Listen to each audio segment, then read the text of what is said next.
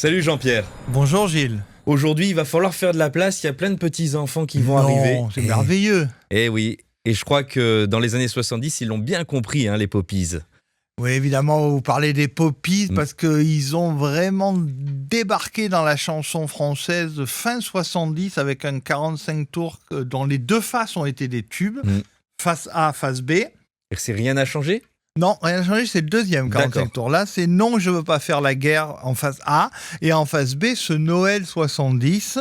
Alors, les deux titres étaient signés d'un tandem qui commençait à faire ses preuves. C'était François Bernheim, que je salue, Jacqueline Ehrenschmidt, alias Jacqueline Nero, qui avait été une chanteuse des années 50-60. Et les deux, sauf Barclay, parce que Barclay va mal. Il y a un monsieur qui avait voulu lancer des pick-up Barclay, des tas de choses. Un mauvais homme de confiance.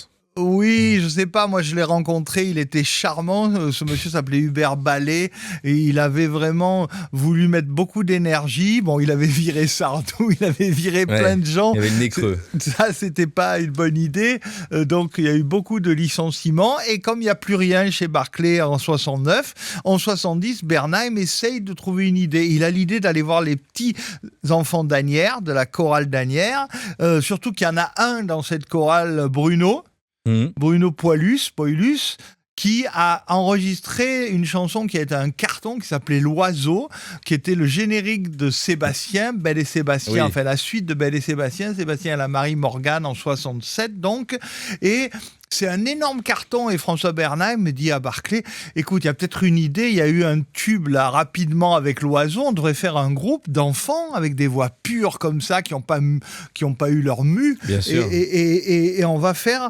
carrément peut-être un succès. Et ça a été un carton, tu parlais de non, rien n'a changé, c'est le deuxième 45 tours, après il y a eu Isabelle, je t'aime, enfin Love, Lyubov, Amour, chanson universelle, chanson anti-militariste. Et c'est étonnant parce que tu vas nous passer la version originale qui était superbement bien orchestrée. Ah oui, et toi, tu as une autre version à la télévision. Des nouveaux Poppies, des New Poppies qui l'ont refaite. Donc c'est marrant, ils changent... Je sais ce que tu vas me dire, oui, vas-y. Ils changent de... Ah, j'ai oublié la première. Au début, pour tous les enfants de par le monde entier, dont les pays sont en guerre plus souvent qu'en paix. Et dedans, ils disent pour Jimi Hendrix, il ne voulait pas voir. Et aujourd'hui, Amy Winehouse, une autre icône du club des 27. C'est marrant parce que Jimi Hendrix, ça fait 4 syllabes en chanson et Amy Winehouse aussi. Ça fait 4. Et vous allez voir, donc vous allez écouter la radio et puis vite vous allez écouter la télé, c'est pas à la même heure donc c'est bien.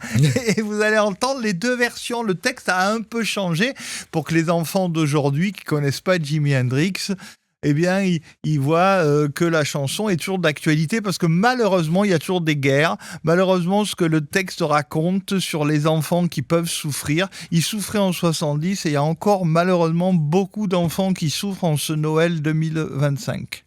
Et on regarde ça sur Mélodie Télé, on écoute ça sur Mélodie Radio, et puis je te dis à demain, Jean-Pierre. À demain, et puis alors, il va falloir que tu fasses du chocolat chaud pour tous les enfants, là, ils attendent. Oh là là. Et t'es le roi, il est le roi au fourneau, si vous avez besoin un jour de trouver un repas de Noël, allez chez Gilles, c'est très très bon. Merci Gilles. Je demande une trêve pour que se passe en paix cette conférence au sommet.